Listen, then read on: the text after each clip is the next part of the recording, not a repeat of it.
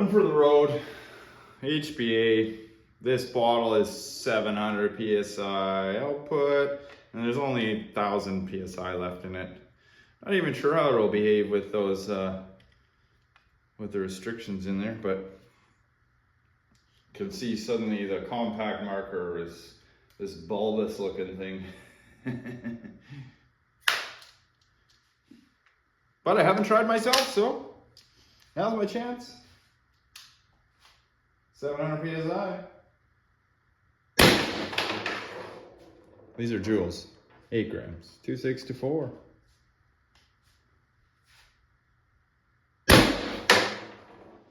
Oh, HPA, how I love thee.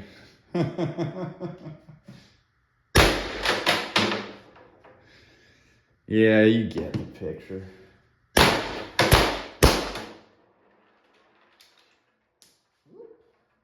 Well, where's my other stick mag here? I need this tank empty. All right. 11 rounds in here. Obviously, if I was going to shoot HB, I wouldn't run any ball bearings. There'd be no restrictions in my regulator.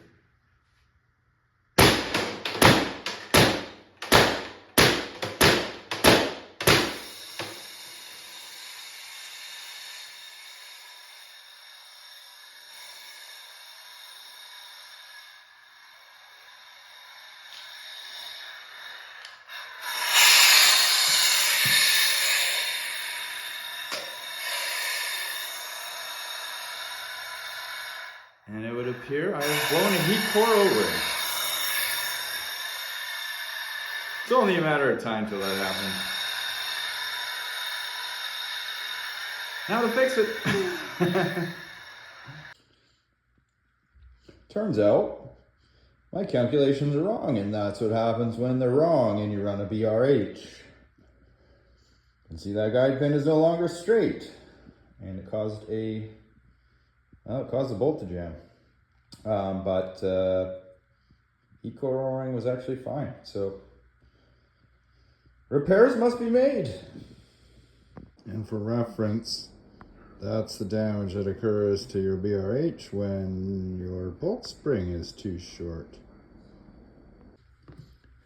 And here's how you replace your bent guide pin. So obviously, you clean out the threads, and what I do is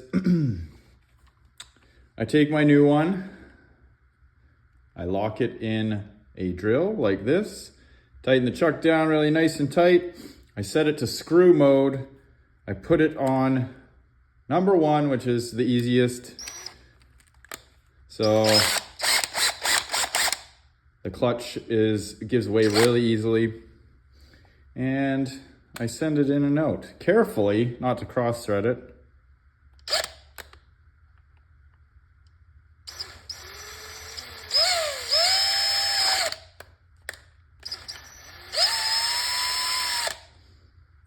And that's how I clean this hole.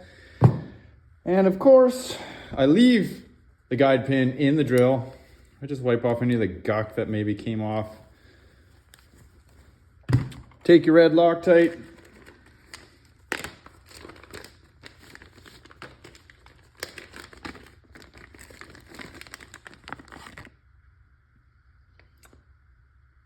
Red, permanent. It says permanent, but I can break it. Give it a shake.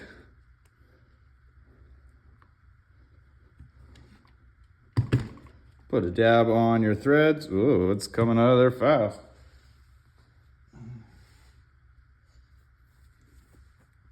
You want a nice clean dab, not a big mess.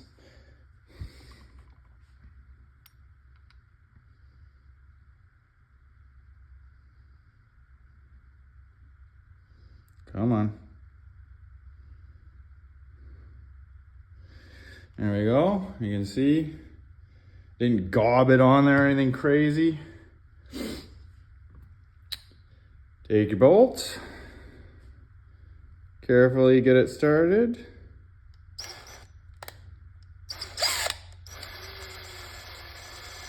Once it's started, just send it.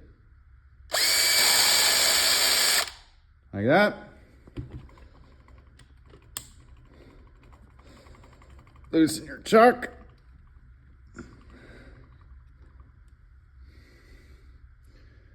And there you go. Good as new.